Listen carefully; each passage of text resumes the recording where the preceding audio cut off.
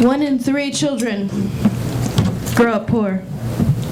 Hi, I'm Marilyn, and I make up statistics. On a serious note, I did grow up poor, and growing up poor was kind of like being a adopted Asian kid in a white family. Everyone knew, and they were really nice to you, and you found out why later, you know? My parents were separated, so when I spent time with my dad, I quickly found out the difference between being poor and being cheap. Poor was, Mari, I know there's 2 Pop-Tarts in there, but you gotta save the other one for tomorrow. Oh, relax before I Pop-Tart you. That's my mother. And my dad was, damn, I got these Fat Farm gym shoes in the parking lot of Aldi for $20. The P's backwards, but you can't tell when I'm walking.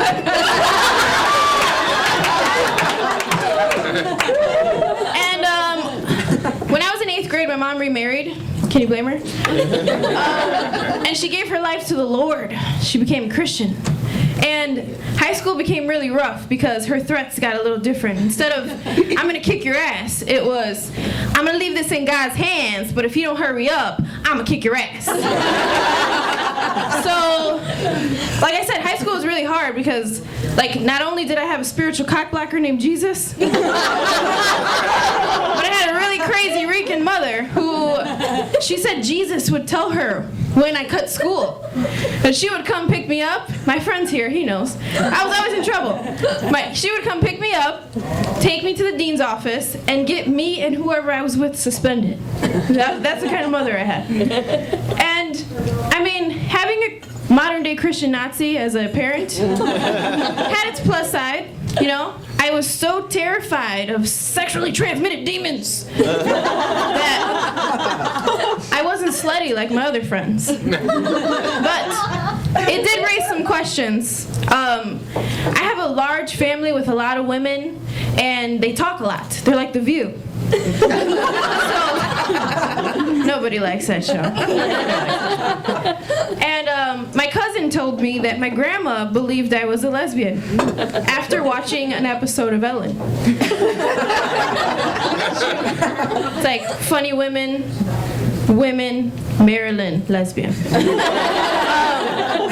I really can't blame her because, you know, for years I was only mentally dating celebrities, and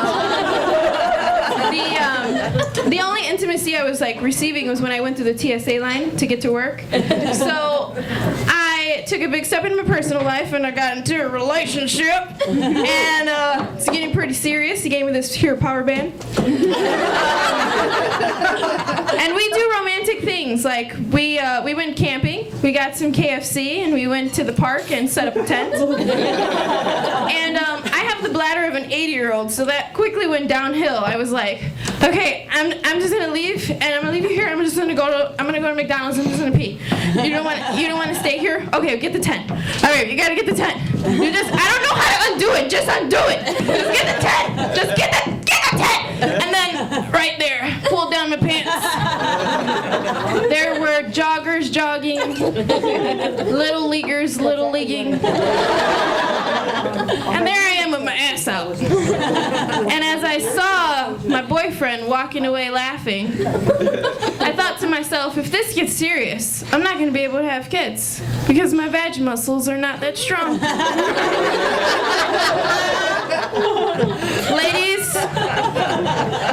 Ladies, love's only as strong as your Kegels.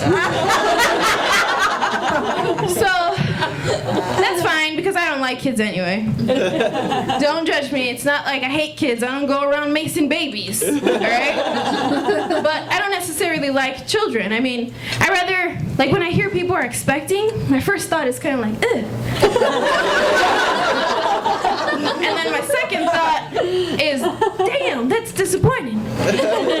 Because, like, I'd rather my friends tell me, like, hey, I'm on heroin, it's really hard, I'm addicted. Or I sell my asshole on Craigslist for $5 a hit. Because drug addiction, anal prostitution, we've all been there, right?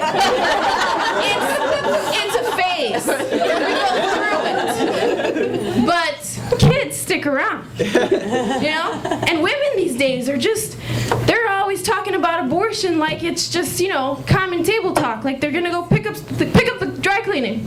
They're like, all right, Steph.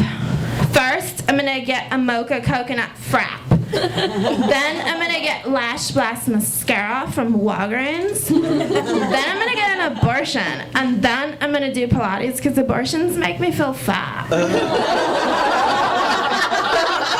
Where is the discretion? I've always said though that I would donate my eggs, even though my mom doesn't agree with that. Imagine kids you don't pay for, that no one judges you if you're not a part of their life, that you're not responsible for screwing up, but you can take chromosome credit if they are successful. I would be my father. He called me recently and he was like, hey, Tina Fey, you got any shows? I was like, yeah, Dad, Thursday, 8 o'clock, $8. And he was like, $8? Damn! Do I get a discount because I'm your dad? Dad, are you here? That's what I thought. Too expensive.